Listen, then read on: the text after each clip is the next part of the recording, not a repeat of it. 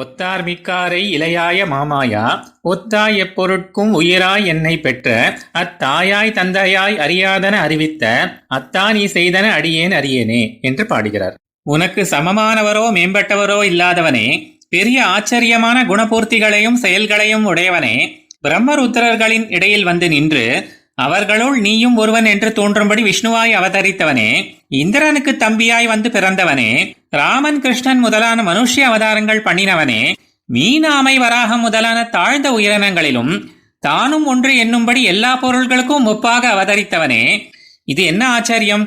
இப்படியெல்லாம் அவதரித்தது எதற்காக? நான் எனக்கு எண்ணிக்கொள்ளும் ஹிதத்தை நீயே எனக்கு எண்ணுபவனாய் இருப்பவனே, எல்லாருக்கும் காரணபூதனாய், நோன்பு நோற்று என்னை பெற்ற தாயாய், நான் பிறக்க காரணமான தந்தையாய், அது மட்டும் இல்லாமல் என்னுள் உன்னை குறித்த ஆத்ம ஞானத்தை மலரச் செய்த ஆச்சாரியனும் நீயே ஆகி பெரிய உபகாரம் பண்ணினவனே, இதற்கு மேலும் நீ செய்த உபகாரங்களை அடியேன் இவ்வளவு என்று அளவிட்டு கூற இயலுமோ என்கிறார் ஆழ்வார். சுவாமி ராமானுஜருடைய காலக்ஷேப கோஷ்டியில் இந்த பாசுரம் வந்தபோது ஆத்மாவுக்கு முதல் குரு யார் என்று விசாரம் உண்டாக ஆச்சாரியன் என்று சிலர் பதில் கூறினர். ஆச்சாரியனிடம் கொண்டு சேர்த்த ஸ்ரீ வைஷ்ணவன் என்று வேறு சிலர் பதில் கூறினர். முடிவாக இவர்கள் அனைவரின் ஹிருதயத்தினுள்ளும் இருந்து இசைவிக்கின்ற சர்வேஸ்வரனே முதல் குரு என்று எம்பாரொளி செய்தது இங்கு குறிப்பிடத்தக்கது.